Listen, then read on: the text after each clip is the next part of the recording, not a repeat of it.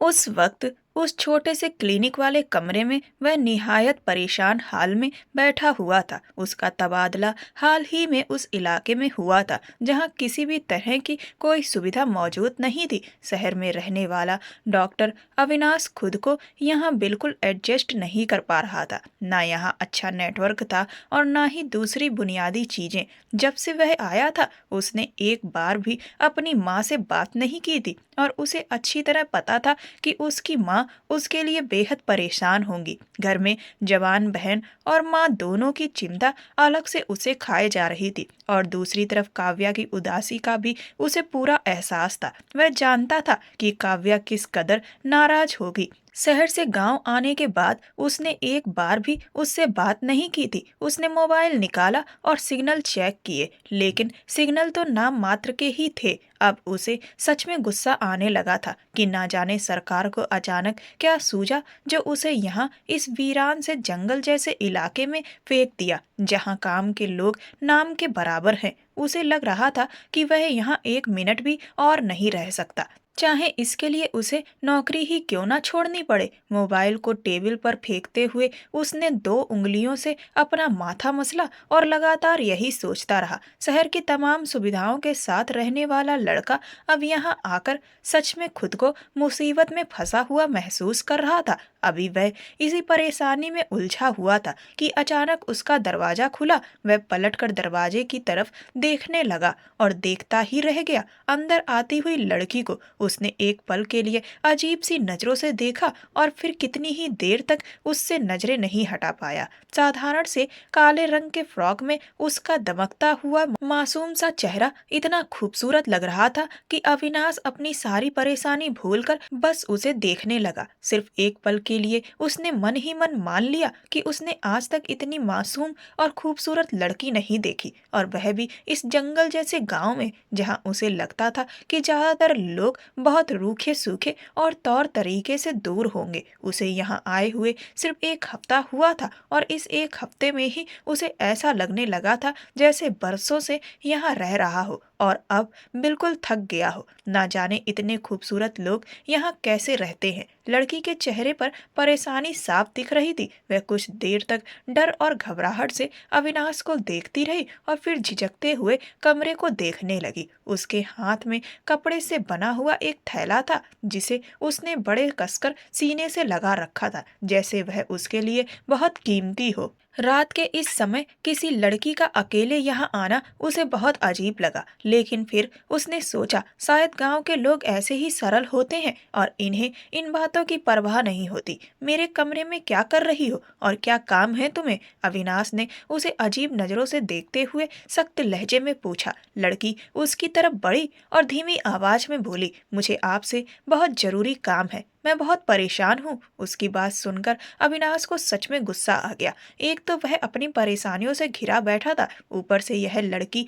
आधी रात को उसके कमरे में आकर तमाशा खड़ा कर रही थी। मैं यहाँ फ्री नहीं बैठा हूँ कि रात बिरात भी तुम्हारे मसले सुलझाऊं। अभी जाओ यहाँ से, सुबह आना। वह गुस्से में बोला। लड़की ने उसकी बात पर हैरानी से उसे देखा और करीब आकर बोली, अरे आप तो मुझसे भी ज्यादा परेशान लग रहे हैं। चलिए पहले मुझे बता दीजिए कि आप क्यों परेशान हैं। वह लड़की उसके बिल्कुल करीब आकर उसे परेशानी से देखते हुए बोली, मैं आपकी परेशानी का हल निकाल दूंगी। डॉक्टर अविनाश को उसका यह लहजा फिर से अजीब लगा। वह ऐसे बात कर रही थी जैसे दोनों सदियों से एक दूसरे को जानते हों। अविनाश ने गांव आकर एक बात खास नोट की थी कि यहाँ के लोग बहुत ज्यादा मिलनसार होते हैं और पहली ही मुलाकात में ऐसे घुल मिल जाते हैं जैसे पुरानी जान पहचान हो। लेकिन वह इस वक्त कोई भी और मुसीबत नहीं चाहता था। एक पल के लिए वह लड़की उसे इतनी मामूली लगी कि वह उसकी तरफ देखते हुए आहिस्ते से बोला, मुझे किसी से बहुत जरूरी बात करनी है और वह मेरा इंतजार भी कर रही होगी, लेकिन यहाँ सिग्नल ना के बराबर है। उसकी बात पूरी होते ही वह लड़की उसके कंधे पर हल्की सी चपत मारते हुए बोली, अरे डॉक्टर साहब, यह भी कोई बड़ी बड़ी बात है। मैं तो आपका मसला चुटकी में हल कर दूंगी। आप मेरे साथ आइए, मैं आपको उस जगह पर लेकर चलती हूँ जहाँ गांव वाले अपने शहर के रिश्तेदारों से बात करते हैं। वहां पर सिग्नल बहुत अच्छे आते हैं। अविनाश का मन था कि वह मना करते, लेकिन बात करना भी जरूरी था। वह लड़की गांव की रहने वाली थी। हो सकता था वह सच में किसी ऐसी जगह को जानती हो जहां जाकर वह अपनी माँ से और काव्या से बात कर सके। उसकी एक बड़ी परेशानी इससे हल होने वाली थी। वह लड़की उसे लेकर कमरे से बाहर निकली और डॉक्टर अविनाश उसके पीछे पीछे चल पड़ा। थोड़ी दूर जाकर वह एक बड़े नीम के पेड़ के पास रुकी और उसकी तरफ देखकर बोली, डॉक्टर साहब, आप इस पर चढ़ जाइए और आराम से बैठकर जितनी देर मर्जी बात कर लीजिए। यहाँ बहुत अच्छे सिग्नल मिलते हैं। डॉक्टर अविनाश ने उसे हैरानी से देखा और बोला, थैंक यू, लेकिन इस पर चढ़ना मेरे लिए थोड़ा अजीब और मुश्किल है। वह लड़की उसके सामने हाथ बढ़ाते हुए बोली, अरे कोई बात नहीं, मैं आपको सहारा देती हूँ, आप ऊपर बैठ जाइए। मैंने खुद कभी इस पर बैठकर किसी से बात नहीं की, लेकिन गांव में सब लोग यहीं बैठकर फोन करते हैं। उसने अपना नाजुक हाथ आगे किया और अविनाश ने अनचाहे हुए भी उसका हाथ थाम लिया। वह बड़ी मुश्किल से पेड़ की नीचे वाली मजबूत टहनी पर बैठा ही था कि तभी अचानक दो तेज हेडलाइटें उन पर पड़ी। एक गाड़ी तेज रफ्तार से उनकी तरफ आई और नीम के नीचे आकर रुकी। गाड़ी से दो नौजवान उतरकर उनकी ओर तेजी से बढ़े। डॉक्टर अविनाश उन्हें देखकर घबरा गए। संध्या की आंखों में भी डर साफ दिखाई दे रहा था। उनमें से एक लड़का गुस्से से बोला, नीचे उतर डॉक्टर, तुझे यहाँ आए हुए 10 दिन भी नहीं हुए और तू गांव की लड़कियों के साथ ऐसे घूम रहा है। उनके लहजे और बात सुनकर डॉक्टर अविनाश हैरान रह गया। शायद वे लोग गलत समझ रहे थे। इससे पहले कि वह कुछ समझाता, तभी एक लड़का तेजी से संध्या की तरफ बढ़ा और उसके मुंह पर जोरदार थप्पड़ मारते हुए बोला, तू अपनी हरकतों से बाज नहीं आएगी और कितनी बार बदनामी करवाएगी संध्या। आज तो तुझे सबक सिखाकर ही रहूंगा। वह लड़का गुस्से से चीखते हुए उसकी तरफ बढ़ा। तभी डॉक्टर अविनाश ने उसे रोकते हुए कहा, आप जो समझ रहे हैं वह बिल्कुल गलत है। लेकिन वह लड़का उसकी एक भी बात सुनने को तैयार नहीं था। उसने अविनाश का हाथ पकड़कर उसे घसीटते हुए गाड़ी की तरफ ले गया और उसकी इज्जत या विरोध की किसी भी कोशिश की परवाह किए बिना उसे गाड़ी में बैठाते हुए बोला, अब इन दोनों का फैसला पंचायत में ही होगा। तुम्हारी हिम्मत कैसे हुई कि हमारी बहन से रिश्ता जोड़ने के बारे में सोचो? तुम जानते भी हो वह कौन है? संध्या आदर्श की एक लौती बहन। पूरे इलाके में उसकी इज्जत का क्या मतलब है, कुछ पता है? डॉक्टर अविनाश को समझ आ चुका था कि वह कितनी बड़ी मुसीबत में फंस चुका है। इस इलाके के बड़े खानदान की लड़की थी और 4 भाइयों की एकलौती बहन। उसका पिता सतीश इस इलाके की पंचायत का सरपंच था। यहाँ की लड़कियों को घर के दायरे में ही रखा जाता था। बाहर जाने की बिल्कुल इजाजत नहीं होती। ना जाने संध्या उस रात अकेले डॉक्टर के कमरे में क्या करने आई थी, लेकिन अब दोनों को गांव की नजरों में अपराधी बना दिया गया था। असली संकट तो तब महसूस हुआ जब दोनों पंचायत के बीच खड़े थे और अविनाश अपने किरदार की सफाई देने की कोशिश कर रहा था। उसे गुस्सा भी आ रहा था कि एक मासूम मदद की वजह से वह ऐसी मुसीबत में फंस गया। उधर संध्या भी रोते हुए कह रही थी कि वह तो सिर्फ डॉक्टर साहब की मदद करना चाहती थी, लेकिन उसके भाई उसकी एक भी बात सुनने को तैयार नहीं थे। वे उसे चुप कराने और डराने की कोशिश कर रहे थे। तभी पंचायत में मौजूद एक आदमी खड़ा होकर बोला, सतीश जी, अगर कसूर आपकी बेटी का है तो कसूर इस शहर के डॉक्टर का भी कम नहीं है। इसे तो और ज्यादा समझदारी दिखानी चाहिए थी। गांव की लड़कियों को यूं देखकर बात करना कोई छोटी बात नहीं होती। इसे भी सजा दो ताकि आगे कोई पराया आदमी गांव की औरतों की तरफ आंख उठाकर ना देख सके। बाकी लोग भी उसकी बात का जोरदार समर्थन करने लगे। सब कहने लगे, हाँ, दोनों ने गलती की है और गलती की सजा यह है कि इन दोनों की शादी करवा दी जाए और फिर इन्हें गांव से बाहर भेज दिया जाए ताकि आगे कोई ऐसा काम ना कर सके। और संध्या के साथ सारे रिश्ते भी यहीं खत्म। डॉक्टर अविनाश अचानक गुस्से से फट पड़ा और बोला, मैं यहाँ सरकार की तरफ से तुम लोगों की मदद करने आया हूँ और तुम लोग मेरे साथ ऐसे जबरदस्ती नहीं कर सकते। मैं अपनी जिंदगी का इतना बड़ा फैसला ऐसे नहीं कर सकता और मुझे कोई शौक नहीं है किसी गांव की जाहिल गंवार लड़की से शादी करने का। अगर तुम लोग सच में समझते हो कि इसमें मेरी गलती है तो मुझे कोई और सजा दे दो, लेकिन मैं इस लड़की से कभी शादी नहीं करूंगा। डॉक्टर अविनाश ने दो टूक लहजे में अपना फैसला सुना दिया। वह अपनी जिंदगी का इतना बड़ा फैसला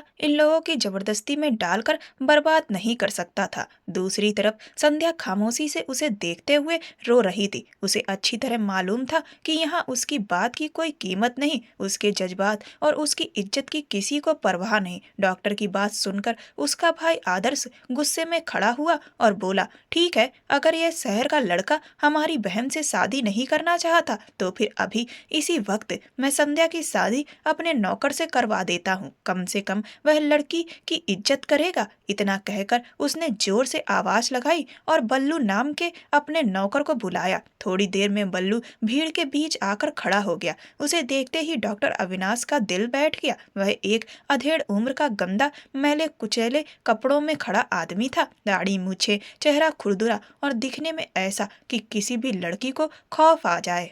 पंचायत के ज्यादातर लोग इस बात पर हामी भी भर चुके थे कि संध्या की शादी बल्लू से कर दी जाए। अविनाश ने एक नजर पलटकर संध्या को देखा। वह मासूम सी लड़की रोते हुए डरी हुई आंखों से उन सबको देख रही थी। वह किसी भी हाल में इस सब की हकदार नहीं थी, बस एक छोटी सी मदद करने कमरे तक आई थी और बदले में उसे ऐसी सजा मिलने वाली थी जो उसकी पूरी जिंदगी बर्बाद कर देती। अविनाश के भीतर एक अजीब सा गुस्सा और रहम दोनों एक साथ उमड़ आए। उसे लगा जैसे इन सब लोगों के सामने एक लड़की की इज्जत, उसकी जिंदगी, उसका भविष्य किसी कचरे की तरह फेंक दिया गया था। एक लड़की की इज्जत की कीमत अगर यहाँ इतनी कम थी तो फिर उसे जन्म क्यों दिया गया? इससे पहले कि राजू को आगे लाकर संध्या के साथ जबरन शादी करवा दी जाती, उसी पर डॉक्टर अविनाश ने अचानक बुलंद और साफ आवाज में कहा, रुको, मैं इस लड़की से शादी करने के लिए तैयार हूँ। पूरा माहौल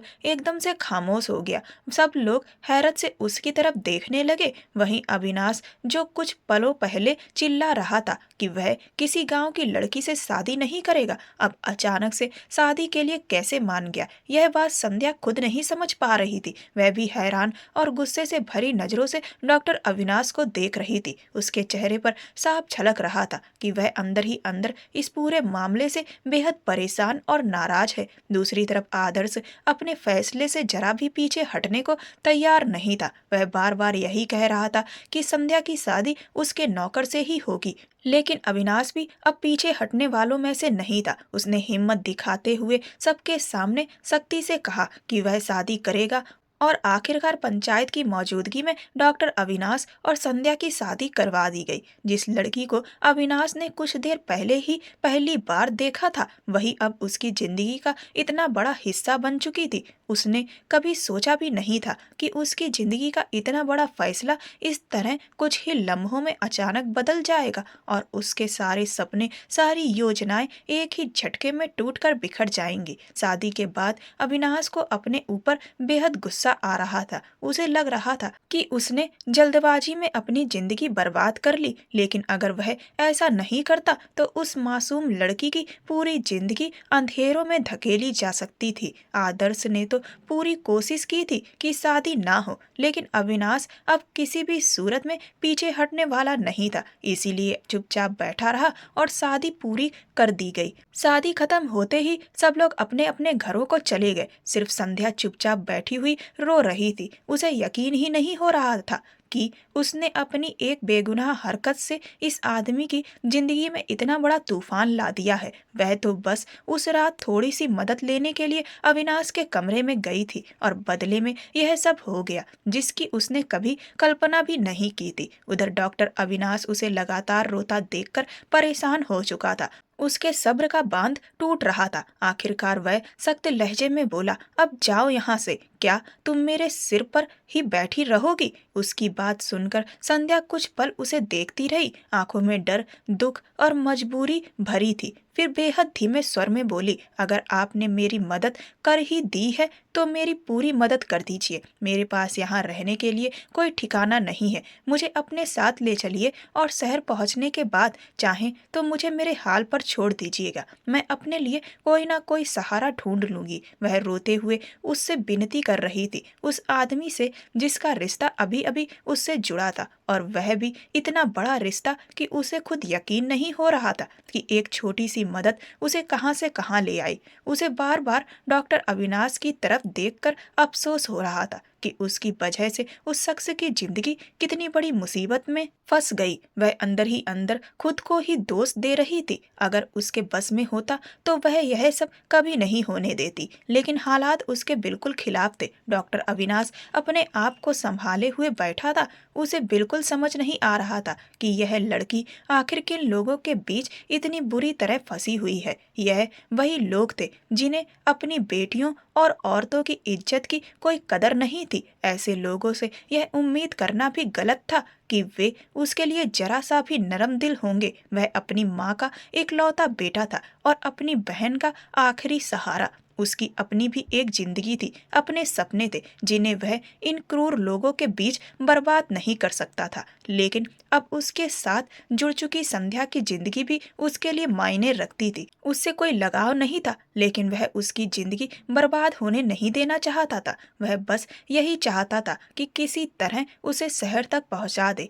इसी सोच के साथ वह उसे सख्त नजरों से देखते हुए बोला, तुम्हारे पास सिर्फ 5 मिनट का वक्त है, जल्दी घर जाओ और अपना जरूरी सामान लेकर आओ। लेकिन याद रखना, मैं सिर्फ 5 मिनट तुम्हारा इंतजार करूंगा। उसकी बात सुनकर संध्या ने चुपचाप सिर हिलाया और उसके साथ चल दी। दरवाजे के सामने पहुंचकर डॉक्टर अविनाश रुक गया और संध्या घर के अंदर चली गई, जहां सब लोग उसे खून पी जाने वाली नजरों से घूर रहे थे। वहां एक भी ऐसा इंसान नहीं था जो उसे दया से देखता या उसकी बात सुनना चाहता। हर कोई उसे गलत समझ रहा था, जैसे उसने कोई बहुत बड़ा गुनाह कर दिया हो। जब उसकी ताई उसे घूरते हुए बोली, अब यहाँ क्या लेने आ गई? अपने इश्क मोहब्बत के चक्कर चलाकर तुमने हम सबकी इज्जत दो कौड़ी की कर दी। तुम्हारा शादी ब्याह करके तुम्हें यहाँ से भेज तो दिया है, अब दोबारा क्यों लौटी हो? संध्या को उनके लहजे पर गहरा अफसोस हुआ। उनकी बातों में ऐसा रौस था जैसे उसने कोई बड़ा अपराध कर दिया हो। वे यह भी नहीं समझ पाए कि वह शायद कुछ पल के लिए उनसे आखिरी बार मिलने आई थी, लेकिन सब उसे नफरत से देखते हुए ताने कसते हुए अपने अपने कमरों में चले गए। काश आज उसकी माँ जिंदा होती तो कोई उसके साथ ऐसा सलूक करने की हिम्मत तक नहीं करता। उसे वो दिन याद आने लगे जब उसने दिन रात इस घर के लोगों की सेवा की थी, उसकी चचेरी बहनों की हर इच्छा पूरी की थी, और बदले में आज एक छोटी सी बात पर सब उसे ऐसे नजरअंदाज कर रहे थे जैसे वह उनके लिए बोझ बन गई हो। संध्या चुपचाप रोते हुए अपने कमरे में गई, सामान उठाया और दहलीज पर आकर खड़ी हो गई। उसने एक बार मुड़कर पूरे घर को देखा, वही घर जहां उसने अपने 20 साल गुजारे थे। वो साल जैसे भी रहे हों, इस घर से उसे बेहद लगाव था, लेकिन आज कोई भी उसे रोकने वाला नहीं था। वह चुपचाप बाहर निकल गई और डॉक्टर अविनाश उसे देखे बिना ही अपने कमरे में लेकर आ गया। वह उससे किसी भी तरह का संबंध नहीं रखना चाहता था, यहाँ तक कि वह उसे अपने सामने भी बर्दाश्त नहीं कर पा रहा था, लेकिन मजबूरी थी। रात को जब संध्या डरते डरते बिस्तर के किनारे पर बैठने लगी तो अविनाश ने कड़े लहजे में उसे झिड़क दिया, खबरदार, अगर तुमने किसी भी रिश्ते का बहाना बनाकर मेरे करीब आने की कोशिश की या मेरी चीजों पर हक जमाने की कोशिश की तो तुम्हें तो अच्छा खासा पढ़ा लिखा लड़का मिल गया, लेकिन मेरी जिंदगी बर्बाद हो गई। मुझे क्या मिला? बस तुम, एक जाहिल सी लड़की जिसे मैं कभी भी अपनी जिंदगी में बर्दाश्त नहीं कर सकता। संध्या का रोना और गहरा हो गया। वह भरी आंखों से उसे देखते हुए बोली, जाहिल बनना ही तो नहीं चाहती थी मैं, इसीलिए तो उन लोगों के खिलाफ खड़ी हो गई। अविनाश गुस्से से झल्लाया, हाँ, तुमने बगावत कर दी और मेरी जिंदगी नरक बना दी। तुम उस रात मेरे कमरे में ना आती तो मेरी जिंदगी का ये हाल ना होता, मुश्किलों में ना पड़ता। वह झटके से उसकी तरफ बढ़ा और उसके बाजू पकड़कर जोर से झंझोरते हुए बोला, क्यों आई थी? बताओ, आखिर क्यों? तो उस रात मेरे कमरे में आने का मतलब यही था कि तुम मुझे फंसाना चाहती थी ताकि तुम्हें आजादी भी मिल जाए और उन लोगों से छुटकारा भी। डॉक्टर अविनाश गुस्से से भरकर बोला। संध्या घबराई हुई आवाज में बोली, नहीं, ऐसा बिल्कुल नहीं है। मैं सच कह रही हूँ। मैं पढ़ना चाहती थी, पढ़ लिख कर कुछ बनना चाहती थी, लेकिन गाँव में आपके अलावा कोई भी इतना पढ़ा लिखा नहीं था जो मुझे यह समझा सके कि मैं प्राइवेट तरीके से कैसे पढ़ाई कर सकती हूँ। मुझे पढ़ने लिखने का बहुत शौक है। वह डरती हुई नजरों से अविनाश को देख रही थी, जो उसकी बात सुनकर हल्की सी ताने भरी हंसी हंसने लगा।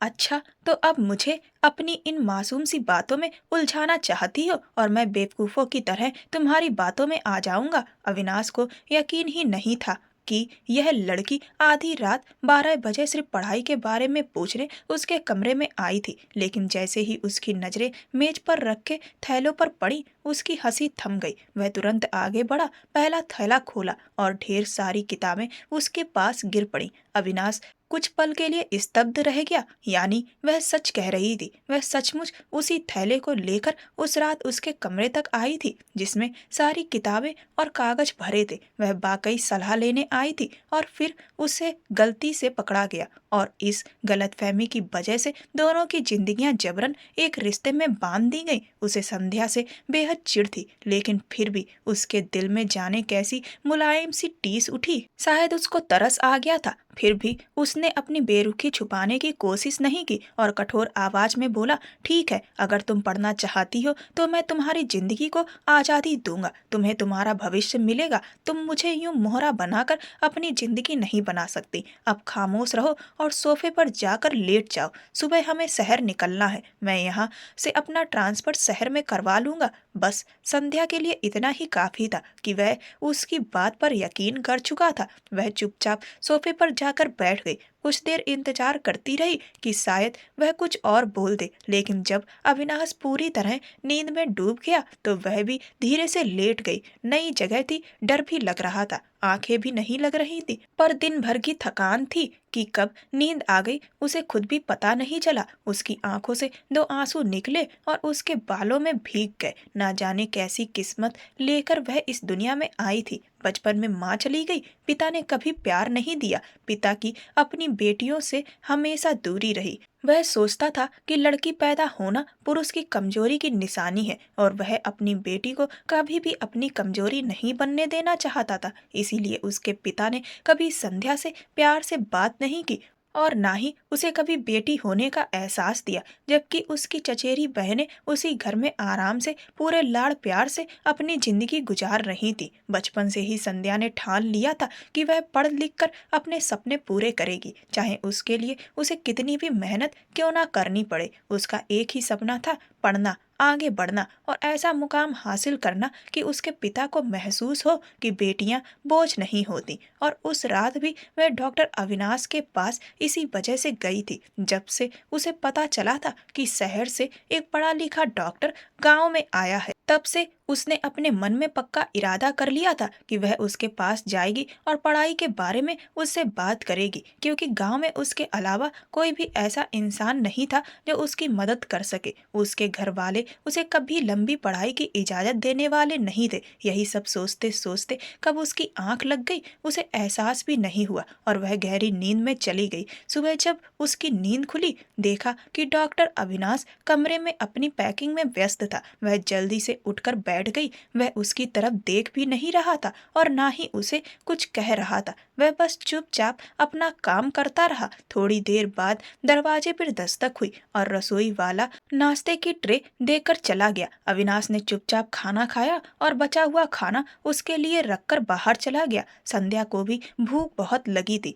रात को उसने कुछ नहीं खाया था। वह जल्दी से उठी, बचा हुआ खाना खा लिया। ट्रे देखकर उसे समझ आ गया कि अविनाश ने उसके लिए भी खाना मंगवाया था। बस बिना बोले ही खाकर बाहर चला गया ताकि वह आराम से खा सके। पेट भरने के बाद वह वहीं बैठी उसका इंतजार करती रही। थोड़ी देर बाद वह अंदर आया और उसकी तरफ देखते हुए बोला, मैंने अपने सीनियर से बात करके और उन्हें अपनी परेशानियां बता करके अपना ट्रांसफर शहर में करवा लिया है। अपना सामान उठा लो, हमें शहर निकलना है। उसका सामान कहने लायक कुछ था ही नहीं।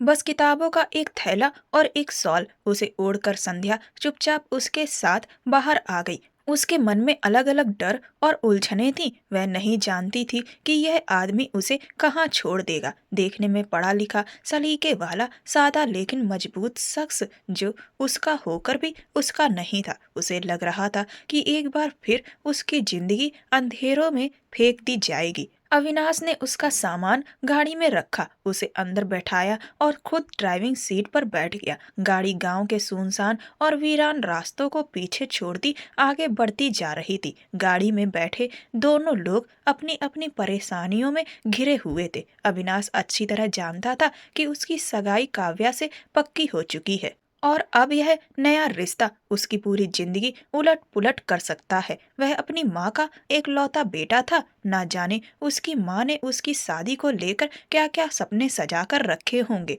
उसे यह भी फिक्र थी कि अब वह लोगों से उस लड़की का परिचय कैसे करवाएगा। वह लोगों को क्या बताएगा कि उस पर गलत चरित्र के लगाए गए इल्जामों के बाद वह लड़की उसके सिर पर थोप दी गई है। इतना तो कर ही सकता था कि उस लड़की को किसी एनजीओ के हवाले कर देता। लेकिन फिर उसके बाद उस लड़की का क्या होता? क्या वह खुद गर्ज बनकर उसे छोड़ देता और अपनी जिंदगी के बारे में सोचता? 100 तरह की जंग उसके दिमाग की स्क्रीन पर चल रही थी, जबकि कार की खिड़की के पार गुजरते हुए नजारे देखकर संध्या भी अलग अलग ख्यालों में खोई हुई थी। उसके दिमाग में अभी भी वह बात साफ थी कि उस रात डॉक्टर अविनाश किसी लड़की से बात करने के लिए कितना बेचैन था। वह अच्छी तरह समझ चुकी थी कि उसकी जिंदगी में पहले से कोई मौजूद है, और ना सिर्फ मौजूद है बल्कि उसकी जिंदगी में एक बड़ी जगह भी रखती है। और यह भी वह जानती थी कि उस घर में अब उसके लिए दरवाजे बिल्कुल बंद हो चुके हैं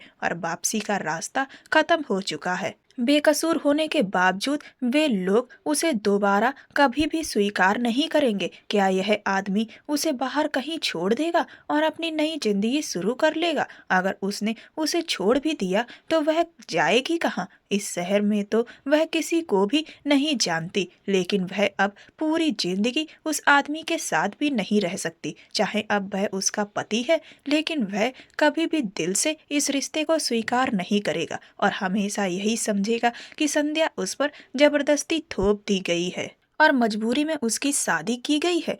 किसी ऐसे व्यक्ति के साथ जिंदगी बिताना उसके लिए नामुमकिन सा था। वाकई स्थिति बहुत मुश्किल थी। गाड़ी में बिल्कुल खामोशी छाई हुई थी। उन्होंने एक दूसरे से किसी भी तरह की बात नहीं की थी। शहर पहुंचकर वह उसे हॉस्टल ले आया। फिलहाल वह उसे अपने किसी जानने वाले के यहाँ नहीं छोड़ सकता था।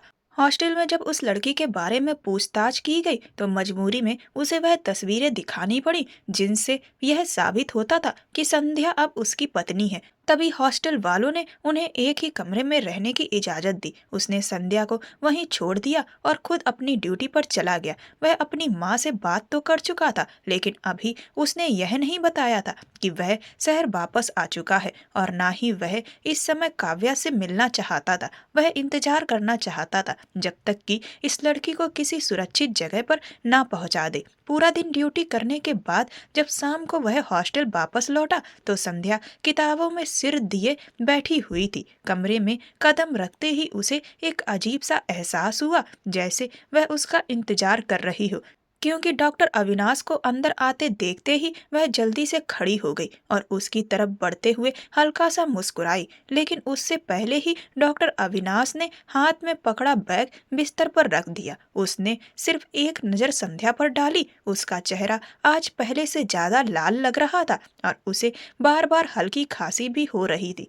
वह अभी भी वही कपड़े पहने हुए थी जो कल रात के थे। थोड़ी देर बाद खाना आ गया। उसने खामोशी से खाना खाया और बाकी खाना संध्या के लिए छोड़ दिया। संध्या ने चुपचाप खाना खा लिया। डॉक्टर अविनाश चाहकर भी उसकी एक एक हरकत पर नजर रखने से खुद को रोक नहीं पा रहा था। कुछ देर बाद वह सोने के लिए लेट गया। फिर कुछ समय बाद संध्या उठी और शीशे के सामने जाकर खड़ी हो गई। उसने पीछे मुड़कर देखा, डॉक्टर अविनाश की आंखें बंद थी। वह समझ चुकी थी कि शायद वह सो गया है। उसने अपनी शॉल उतारकर एक तरफ रखी और अपने बाल खोले। फिर धीरे धीरे उनमें कंघी करने लगी। उसकी हमेशा की यही आदत थी कि वह सोने से पहले अपने बालों में कंघी करती, क्योंकि उलझे हुए बालों के साथ उसे नींद नहीं आती। आज पूरा दिन वह उसी शख्स का इंतजार करती रही, लेकिन जब वह आया भी तो उसने ना उससे कोई बात की और ना ही फॉर्मेलिटी में दो शब्द बोले। वह बस खामोशी से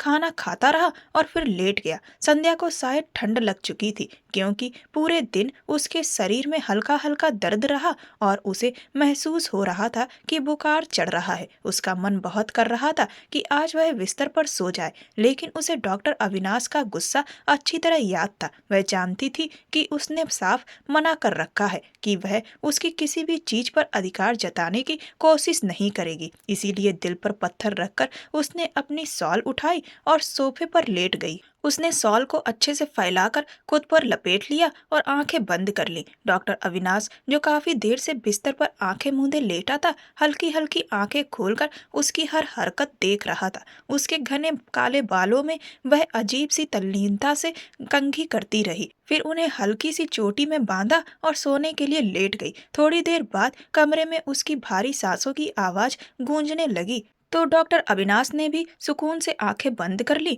और नींद में खो गया। सुबह जब डॉक्टर अविनाश उठा तो उसने संध्या को सोफे पर सिकड़ी सिमटी हालत में देखा तो दिल को जोर का झटका लगा। वह हल्के हल्के कांप रही थी। सर्द कमरे में बिना कंबल और बिना आराम वाली जगह पर सोना उसके लिए बहुत मुश्किल रहा होगा। वह उसके पास गया और कंधे पर हाथ रखकर झिझोड़ा, लेकिन वह बिल्कुल वैसे ही पड़ी रही। फिर उसने थोड़ा पीछे हटकर उसे आवाज दी तो संध्या ने धीरे से आंखें खोली और उठने की कोशिश की। उसकी कमर किसी लकड़ी की तरह अकड़ चुकी थी और पूरा शरीर दर्द कर रहा था। सिर में भी तेज दर्द था। सफर की थकान और सर्दी ने मिलकर उसे पूरा बीमार कर दिया था। डॉक्टर अविनाश ने उसकी नब्ज पर हाथ रखा। एक नजर में ही उसे पता चल गया कि उसे ठंड और बुखार हो चुका है। वह लगातार खांस और छींक रही थी। उसने नरमी से कहा, बेड पर चली जाओ और आराम से लेट जाओ। थोड़ी देर में नाश्ता तुम्हारे कमरे में आ जाएगा और साथ ही मैं तुम्हारे लिए दवाई भी भिजवा दूंगा। नाश्ता कर लेना और आराम करना। मैं शाम को आकर तुम्हें ठीक से देख लूंगा। उम्मीद है आराम करने से बुखार उतर जाएगा। संध्या चुपचाप सिर हिलाते हुए उठी और बिस्तर पर जाकर लेट गई। उसे वाकई आराम की जरूरत थी। सर्दी और गैर आरामदायक हालत में सोने की वजह से उसकी कमर टूट रही थी और बुखार से पूरा शरीर सुन्न था। डॉक्टर अविनाश के जाने के बाद उसके कमरे में कोई नहीं आता था, लेकिन उसे सोए थोड़ी ही देर हुई थी कि अचानक जोर की आवाज के साथ दरवाजा खुला और वह घबराकर उठ बैठी। अंदर आने वाली लड़की उसे अजीब और गुस्से भरी नजरों से घूर रही थी। उस लड़की को देखकर संध्या खुद ही बेहद घबरा गई, लेकिन वह यह समझ नहीं पा रही थी कि सामने खड़ी लड़की उसे इतने सख्त तेवरों से क्यों घूर रही है। वह लड़की तेज कदमों से उसकी तरफ बढ़ी और गुस्से से बोली, तुम यहाँ क्या कर रही हो? संध्या बिल्कुल घबरा गई। उसे समझ ही नहीं आया कि यह लड़की कौन है और उसे क्या जवाब दे, इसीलिए वह बस चुपचाप उसे देखती रही। उस लड़की ने दोबारा झल्लाते हुए कहा, मैंने तुमसे कुछ पूछा है, गूंगी हो गई हो क्या? उसका सख्त और कड़क लहजा सुनकर संध्या डर से कांप गई। उसे कुछ समझ नहीं आ रहा था कि क्या बोले, लेकिन कांपते हुए उसने जवाब दिया, मैं डॉक्टर अविनाश की पत्नी हूँ। संध्या यह सुनते ही उस लड़की की आंखों में पहले हैरानी उभरी, फिर कुछ ही पलों में वह हैरानी उबलते हुए गुस्से में बदल गई। उसने पास रखा हुआ पानी का जग गुस्से में उठाया और जोर से फर्श पर पटक दिया। जग के टूटते ही संध्या का डर और बढ़ गया। उसे बिल्कुल समझ नहीं आ रहा था कि यह लड़की इतनी आग बबूला क्यों हो रही है। वह लड़की तेजी से पलटी और कमरे से बाहर चली गई। संध्या घबराकर तुरंत उठी और जाकर दरवाजे को अंदर से कुंडी लगा दी। पेन किलर लेने के बाद उसके शरीर के दर्द में तो कुछ कमी आ गई थी, लेकिन मन में उठते सवाल उसे परेशान कर रहे थे। वह लड़की कौन थी और उसके सामने इतना गुस्सा क्यों कर रही थी? कुछ देर बाद संध्या यही सोचती रही, फिर उठकर अलमारी में डॉक्टर अविनाश के कपड़े देखने लगी। उसका मन था कि वह कोई ढीले ढाले कपड़े पहनकर नहा ले। शायद कई दिनों से ठीक से ना नहाने की वजह से शरीर में जो तनाव है वह कम हो जाए। लेकिन अलमारी में रखे सभी कपड़े उसकी नाप के नहीं थे। काफी ढूंढने के बाद उसे एक ढीला ट्राउजर, एक ढीली शर्ट मिली जिनसे वह अपने शरीर को किसी तरह ढक सकती थी। अभी उसके पास अपने कोई कपड़े नहीं थे, इसीलिए यही पहनना उसकी मजबूरी थी। उधर डॉक्टर अविनाश अस्पताल में था जब उसके फोन पर काव्या की कॉल आई। वह तेज तेज कदमों से अस्पताल आई और बिना किसी परवाह के सीधा उसके कैबिन में घुस गई। उसे देखते ही डॉक्टर अविनाश हैरान रह गया। काव्या का गुस्सा उसकी आंखों में साफ दिख रहा था। बिना किसी रोक टोक के सबके सामने ऊंची आवाज में काव्या गुस्से से कांपते हुए चिल्लाई, तुम्हें क्या लगता था कि तुम यहाँ आ जाओगे और मुझे पता ही नहीं चलेगा?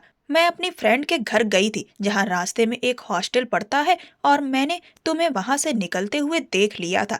अंदर जाकर जब मैंने तुम्हारे नाम से पूछताछ की तो पता चला कि तुम उस हॉस्टल में रुके हुए हो। डॉक्टर अविनाश को समझ आ चुका था कि वह बेहद गुस्से में है, इसीलिए उसने बाकी लोगों की परवाह किए बिना उसे शांत कराने की कोशिश की। लेकिन काव्या और ऊंची आवाज में चिल्लाई, तुम बहुत ही घटिया इंसान हो, तुमने मुझे धोखा दिया है। तुम्हें क्या लग रहा था कि मुझे कुछ पता नहीं चलेगा और तुम यहाँ अपनी मनमानी करते रहोगे? काव्या, मेरी बात समझने की कोशिश करो, हम बाहर जाकर आराम से बात, अविनाश ने कहा। लेकिन उसकी बात काव्या की चीखों में दब गई। उसे एहसास हो रहा था कि मरीजों और स्टाफ के सामने उसकी इज्जत मिट्टी में मिल रही है। शर्म से उसका पूरा चेहरा लाल हो चुका था। वह कभी नहीं चाहता था कि काव्या इस तरह सबके सामने उस पर चिल्लाए। उसने किसी तरह काव्या को संभाला, स्टाफ से माफी मांगी और उसे बाहर ले जाकर गाड़ी में बिठाया। फिर वह गाड़ी को एक शांत जगह ले गया। वह काव्या को धोखे में नहीं रखना चाहता था,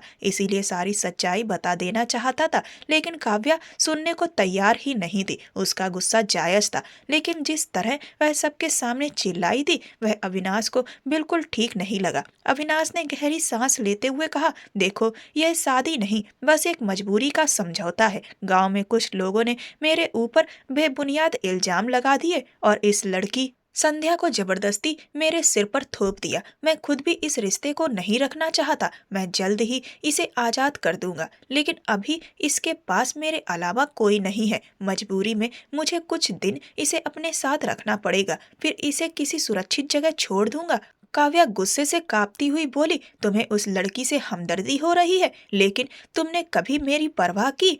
तुमने उसे देखा और बस उसके रूप रंग के चक्कर में पड़ गए। मैं अच्छे से जानती हूँ मर्दों की फितरत। काव्या के लहजे और आरोपों ने अविनाश को अंदर तक झकझोर दिया। वह जितना उसे समझाता काव्या उतनी ही तेज हो जाती। अचानक वह कड़क आवाज में बोली, मैं उस लड़की से मिलकर आई हूँ और अगर तुमने उसे तलाक नहीं दिया तो मैं उसे दो कौड़ी की बनाकर रख दूंगी या फिर उसकी जान ले लूंगी। तुम जानते नहीं मेरी जिद को, मैं तुम्हारी इज्जत का तमाशा बना दूंगी अविनाश। यह कहकर काव्या गुस्से में वहां से चली गई।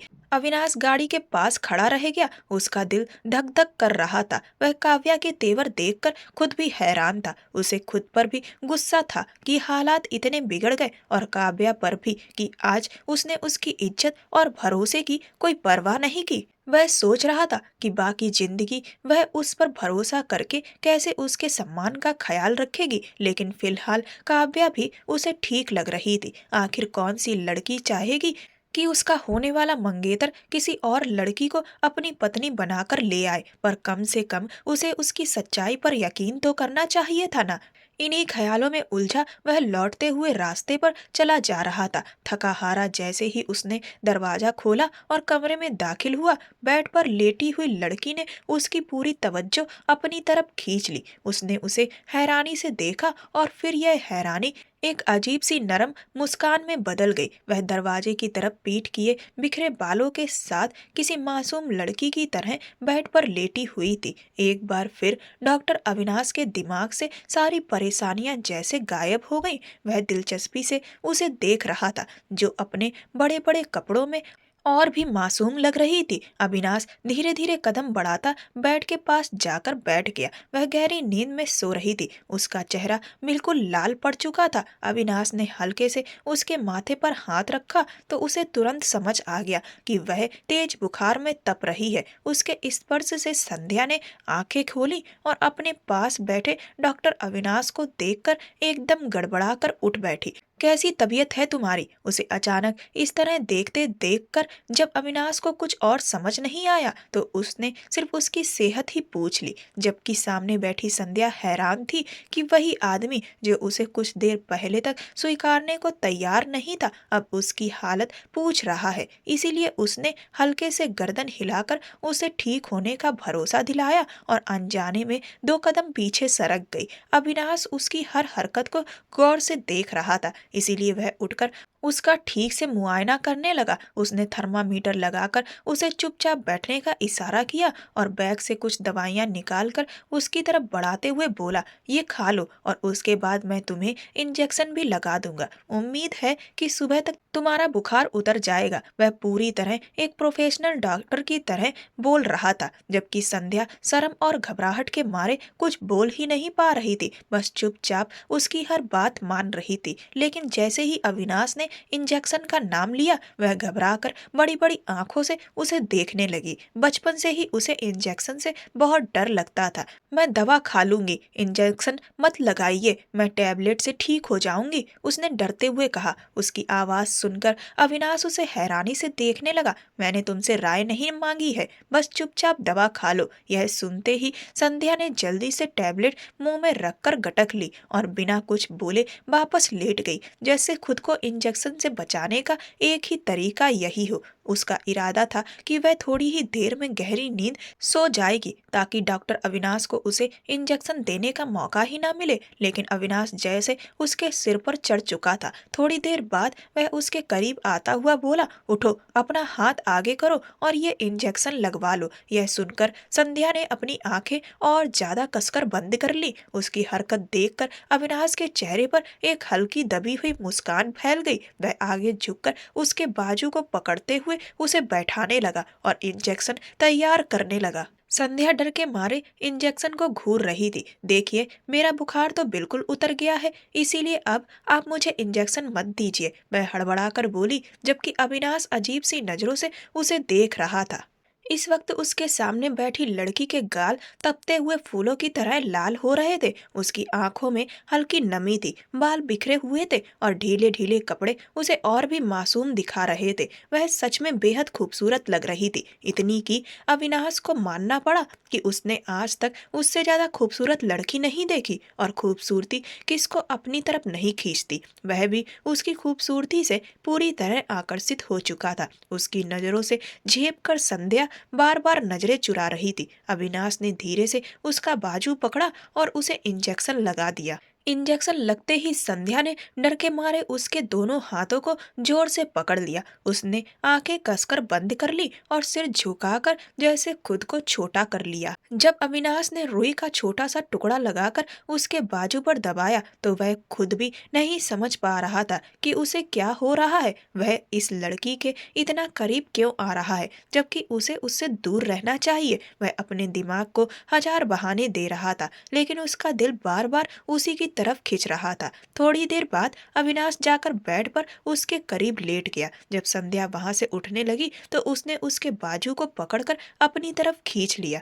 वह उसके पास आ गिरी, उसके बाल उसके ऊपर बिखर गए। तुमने मेरे कपड़े क्यों पहन रखे हैं? अविनाश के इस सवाल पर वह झेप कर खुद को संभालने लगी और अपने कपड़ों की तरफ देखने लगी। असल में मेरे पास और कोई कपड़े थे ही नहीं, इसीलिए मजबूरी में आपके कपड़े पहनने पड़े। उस वक्त आपने मुझे सिर्फ 5 मिनट का समय दिया था, जिसमें मैंने अपनी किताबें और कागज जुटाए और जल्दी से बाहर आ गई। मुझे डर था कि कहीं आप वापस ना चले जाएं, इसीलिए मैं अपने कपड़े उठा ही नहीं पाई। डॉक्टर अविनाश को एकदम ही वह दिन याद आ गया जब उसने सख्ती से संध्या को सिर्फ 5 मिनट के लिए घर जाकर सामान लेने की इजाजत दी थी और उसके बाद वह 2 दिनों से उन्हीं कपड़ों में घूम रही थी। उसे अपने कपड़ों में देखकर भी अविनाश को जरा भर बुरा नहीं लगा, बल्कि वह उसे उस वक्त इतनी प्यारी लग रही थी कि वह मुस्कुराते हुए उसे देखता रहा। संध्या ने दोबारा उठने की कोशिश की, लेकिन उसने उसे रोक लिया।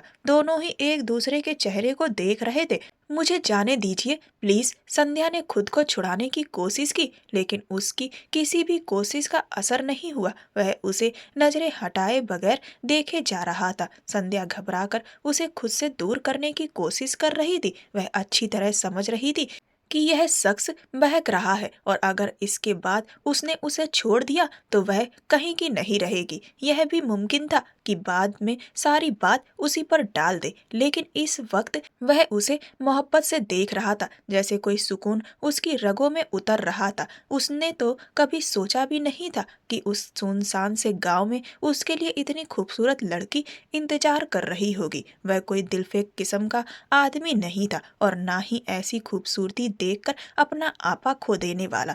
लेकिन सामने बैठी लड़की उसकी पत्नी थी, और उस पर उसका पूरा हक था। आगे जो भी होना था देखा जाता। अभी वह सिर्फ उसके करीब रहना चाहता था। उसकी सारी कोशिशों और झिझक को मिटाते हुए उसने उसे अपने गले से लगा लिया। संध्या ने भी आखिर में विरोध छोड़ दिया। वह सब कुछ किस्मत पर छोड़ देना चाहती थी। उसे अच्छा नहीं लग रहा था कि बार बार उसे खुद से दूर करती रहे। सुबह जब अविनाश की आंख खुली तो संध्या उसके पास में गहरी नींद में सोई हुई थी। आंख खुलते ही रात के सारे वाक्य उसके दिमाग में घूमने लगे, और वह एकदम बेचैन होकर उठ बैठा। उसकी हरकत महसूस कर संध्या ने भी आंखें खोल दी। वह दोनों हाथों से सिर पकड़कर परेशान होकर बैठा था। संध्या ने घबराकर उसके कंधे पर हाथ रखा और उसे देखने लगी। जो कुछ रात को हुआ वह नहीं होना चाहिए था। अविनाश की बात सुनकर संध्या हैरान रह गई। उसका डर सच साबित हो गया। उसने उसके साथ रिश्ता जोड़ लिया था और अब अपराध बोध में बैठा था। संध्या अच्छी तरह जानती थी कि इस तरह की हर गलती का बोझ औरतों के हिस्से आता है। मर्द तो खुद को संभाल लेता है, लेकिन औरत ताउम्र उसे ढोती है। उसकी आंखों में आंसू भर आए। उसने जिंदगी भर जैसी कैसी मुश्किलें झेली थी, और अब यह एक नई ही चोट थी। अविनाश ने फिलहाल उससे और कुछ ना कहा। वह बस जल्दी जल्दी तैयार हुआ और बिना उससे नजर मिलाए ही ऑफिस चला गया। लेकिन उसे यह नहीं पता था कि उसके लिए आज एक और मुसीबत इंतजार कर रही है। काव्या न सिर्फ उसके ऑफिस गई थी, बल्कि उसके घर जाकर भी तमाशा कर आई थी। उसने उसकी माँ सरला जी से ऐसी बातें कही थी जो बेहद अपमानजनक थी। जब सरला जी ने उसे फोन किया तो उसकी परेशानी और बढ़ गई। वह हॉस्पिटल से सीधा अपने घर चला गया। सरला जी उससे बहुत नाराज थी। उन्हें अपने बेटे से ऐसी उम्मीद कभी नहीं थी, और ना ही अविनाश ने कभी ऐसा कोई काम किया था कि उनका सिर शर्म से झुक जाता। आज उसकी वजह से काव्या उन्हें ताने सुनाकर चली गई थी। अविनाश को काव्या पर बहुत गुस्सा आ रहा था। वह सब कुछ बर्दाश्त कर सकता था, लेकिन अपने घर वालों के साथ ऐसा बर्ताव उसे बर्दाश्त नहीं हो रहा था। उसने फैसला किया कि वह खुद ही अपनी माँ को पूरी सच्चाई बताएगा, और धीरे धीरे हर बात उन्हें समझाने लगा। माँ, मुझे पता है मेरी इस हरकत से आपका दिल दुखा होगा, लेकिन मेरा इरादा कभी ऐसा कुछ करने का नहीं था। मैं खुद भी इस सब के लिए तैयार नहीं था, लेकिन अब मैं संध्या को छोड़ नहीं सकता। उसे छोड़ देना मेरे लिए सीधी नाइंसाफी होगी, और आपने मुझे ऐसा नहीं सिखाया कि मैं किसी के साथ गलत करूं। और आपने काव्या का तो देखा ही है। उसने अस्पताल में मेरी इज्जत का भी बिल्कुल ख्याल नहीं रखा, और घर आकर उसने आपके साथ भी कितनी बदतमीजी की, जबकि मैंने उसको सारा सच बता दिया था। लेकिन उसको मुझ पर बिल्कुल भी विश्वास नहीं है, और जिस रिश्ते में विश्वास नहीं है उस रिश्ते की बुनियाद मजबूत कैसे हो सकती है। अगर मैंने उससे शादी कर भी ली तो वह तो मुझ पर कभी विश्वास ही नहीं करेगी, और हमारा रिश्ता उम्र भर शक की बिना पर बना रहेगा। उसमें ना कोई सुकून होगा और ना कोई सम्मान होगा। ऐसे मेरी और काव्या दोनों की जिंदगी बर्बाद हो जाएगी। बेहतर यही होगा कि काव्या अपने रास्ते में आगे बढ़ जाए। उसका और काव्या का रिश्ता उसकी माँ ने तय किया था। अभी उन्होंने कुछ दिनों से बात करना शुरू किया था। उस रिश्ते में कोई मजबूती नहीं थी। इसीलिए शक के बाद उस रिश्ते का टिक पाना मुश्किल था। सरला जी भी यह बात समझती थी। सरला जी को अपने बेटे पर हमेशा भरोसा था। वह अच्छी तरह जानती थी कि अविनाश अगर कुछ कह रहा है तो सच ही कह रहा है। इसीलिए शांत होकर बोली, तुम जो भी कह रहे हो ठीक कह रहे हो, लेकिन बेटा मैं फिर भी यही कहूंगी, जो भी करो अच्छे से सोच समझ कर करो, क्योंकि किसी के साथ भी नाइंसाफी ना हो। अविनाश ने फिलहाल काव्या के मसले को पूरी तरह खत्म कर दिया और अब उसकी कोशिश थी कि अपनी माँ और अपनी पत्नी के बीच सब कुछ ठीक कर सके। सरला जी ने उससे कहा था कि अगर उसने शादी कर ही ली है तो अब संध्या को घर ले आए, क्योंकि उनका इरादा है कि बहू से मिलने के बाद पूरे रीति रिवाज से उन दोनों की शादी का रिसेप्शन कराया जाए, ताकि समाज में सब कुछ इज्जत से जाहिर हो और किसी को भी उंगलियां उठाने का मौका ना मिले। अविनाश जानता था कि संध्या शायद अभी बहुत परेशान होगी। वह भी देर से लौट पाया था। जब वह कमरे में दाखिल हुआ तो संध्या सोफे पर बैठी थी, घुटनों में सिर दिए हुए। उसे देखते ही वह घबरा कर उठी। कहाँ चले गए थे आप? उसकी बेकरारी देखकर अविनाश के होठों पर हल्की मुस्कुराहट आ गई। संध्या रोते हुए बोली, मैं जानती हूँ कि जो कुछ हमारे बीच हुआ उसमें आपकी इच्छा बस कुछ पल की थी, लेकिन हम इस बात को भूल सकते हैं। मैं आपकी जिंदगी से चुपचाप निकल जाऊंगी। बस प्लीज मुझे ऐसे बेसहारा मत छोड़ दीजिए, मुझे किसी भरोसेमंद इंसान के हवाले कर दीजिए। अविनाश उसे चुपचाप देखता रहा और फिर उसके पास जाकर अपनी उंगलियों से उसके आंसू पोंछते हुए बोला, मैं खुद को तुम्हारे लिए काबिल समझता हूँ। क्या तुम मेरे साथ पूरी जिंदगी बिताओगी? तुमसे मिलने के बाद और तुम्हारे साथ वक्त बिताने के बाद मुझे समझ आया कि मैं आखिरकार तुम्हारे जैसी लड़की ही अपने जीवन साथी के तौर पर अपने जीवन में चाहता था, जिसके अंदर प्यार, सम्मान और केयर तीनों चीज हो। जो लड़की जीवन में कुछ बेहतर करना चाहती हो वह अपने आप को कमजोर ना समझती हो। मैं भी तुम्हें पूरी इज्जत, सम्मान और प्यार से अपनाऊंगा और तुम्हारी केयर भी करूंगा, क्योंकि मेरे लिए जीवन साथी का मतलब एक दूसरे के साथ सिर्फ वक्त बिताना नहीं है, बल्कि एक दूसरे के साथ सिर्फ वक्त बिताना नहीं है, बल्कि एक दूसरे के होकर एक दूसरे के सुख दुख में साथ खड़े होने वाले साथी से है। संध्या के चेहरे पर मुस्कान लौट आई और खुशी के आंसू बहाते हुए उसने सर हिलाकर हाँ कहा। फिर रिसेप्शन के दिन वह हैरान कर देने वाले शाही लिबास में कंधों पर अच्छी तरह दुपट्टा फैलाए बिल्कुल किसी रियासत की राजकुमारी लग रही थी, जबकि सरला जी और अनुष्का तो उसे देखते ही उस पर फिदा हो गई थी। उसका अंदाज उन्हें इतना खूबसूरत लगा कि उन्हें अपने बेटे की किस्मत पर नाज महसूस हुआ और उनका मानना था कि डॉक्टर अविनाश वाकई ऐसी ही लड़की डिजर्व करता था, जैसी लड़की उसे किस्मत से मिल गई थी। सबसे मिलकर और उनकी मोहब्बत देखकर संध्या नम आंखों से मुस्कुरा रही थी और अविनाश इस बात पर पूरा यकीन करके खुश था कि उसकी माँ को संध्या बेहद पसंद आई है। उसने उस शाम काव्या से बात करने की कोशिश की, लेकिन काव्या ने उसका नंबर भी ब्लॉक कर दिया था। ना ही वह उससे मिलना चाहती थी और ना ही उससे कोई रिश्ता रखना चाहती थी। और फिर उस दिन अविनाश ने भी तय कर लिया कि उसकी जिंदगी का मकसद सिर्फ और सिर्फ संध्या से शुरू होकर संध्या पर ही खत्म होगा। ना किसी और की गुंजाइश है और ना ही वह किसी दूसरे को लेकर अपनी जिंदगी में आएगा। अपने कमरे में दुल्हन बनकर बैठी हुई संध्या ने कभी ख्वाबो ख्याल में भी नहीं सोचा था कि वह कभी ऐसा सब कुछ हासिल कर पाएगी। उसने अपना फैसला अपनी किस्मत के भरोसे छोड़ दिया था और फिर किस्मत से उसे डॉक्टर अविनाश जैसा हीरे जैसा इंसान मिला। उसकी जिंदगी रोशन हो गई। थोड़ी देर बाद जब अविनाश कमरे में आया और उसे प्यार से नजर भरकर देखते हुए बोला, मेरी जिंदगी को इतना खूबसूरत बनाने वाली खूबसूरत लड़की का मैं दिल से शुक्रगुजार हूँ, तो उसकी इस बात पर संध्या हल्का सा मुस्कुरा दी। संध्या अच्छी तरह जानती थी कि उसे इस घर में वह इज्जत और सम्मान और प्यार मिलेगा जिसके लिए वह सारी जिंदगी तरसती रही थी। किस्मत ने उसके लिए अपने सारे दरवाजे खोलकर उसे इतना दिया कि वह खुद हैरान थी और उसने इस मेहरबानी को अपनी खुशनसीबी समझकर स्वीकार कर लिया। उसके अपने ही खून के रिश्तों ने तो कभी पलट कर भी नहीं देखा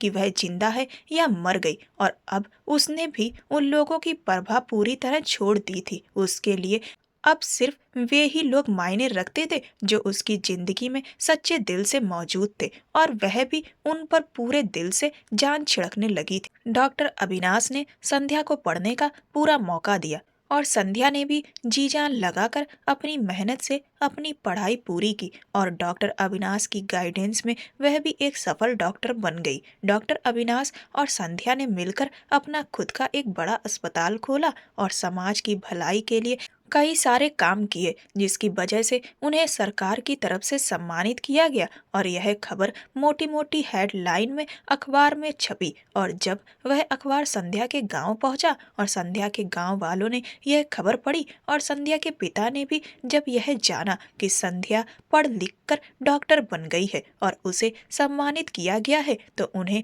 अपनी हरकतों पर शर्म महसूस हुई।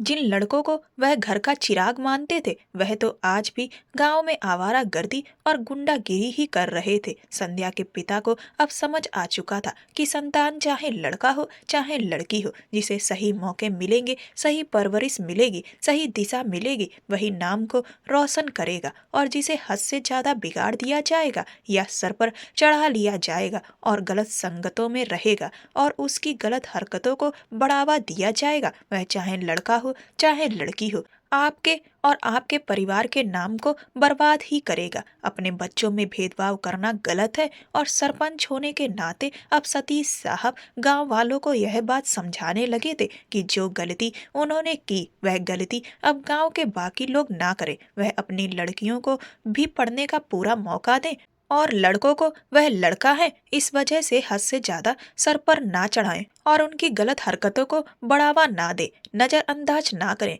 दोनों को अच्छी परवरिश दे, अच्छी शिक्षा दे, जिससे दोनों का भविष्य बेहतर हो सके और घर परिवार का नाम रोशन हो सके। सतीश जी संध्या से मिलने भी आए थे। संध्या उनसे बिल्कुल भी मिलना नहीं चाहती थी, लेकिन अविनाश के समझाने पर संध्या ने उनसे मुलाकात की। सतीश जी ने उससे अपने किए की माफी मांगी और अविनाश से भी माफी मांगी। अविनाश ने सतीश जी को माफ कर दिया और संध्या ने भी सतीश जी को माफ कर दिया। लेकिन संध्या कभी भी अपने गांव नहीं जाती है, क्योंकि वहां जो उसके साथ हुआ वह उसे भुला नहीं पाती। अविनाश संध्या के लिए एक सच्चा जीवन साथी साबित हुआ, जिसने उसकी इच्छाओं का भी सम्मान किया, और संध्या भी अविनाश के लिए एक सच्ची जीवन साथी साबित हुई, जिसने मजबूती से उसका जिंदगी में साथ दिया और उस पर पूरा विश्वास किया। और आज उन दोनों का रिश्ता मजबूत मोहब्बत से जुड़ चुका है, जिसे कोई भी हिला नहीं सकता। एक दूसरे के बगैर अब उन दोनों का जीवन अधूरा है। दोस्तों, प्रेम के रिश्ते में एक दूसरे के प्रति विश्वास होना बेहद आवश्यक है। अगर एक दूसरे पर विश्वास नहीं है तो रिश्ता कमजोर पड़ने का चांस रहता है। एक दूसरे के प्रति सम्मान और विश्वास प्रेम के रिश्ते की ताकत होते हैं।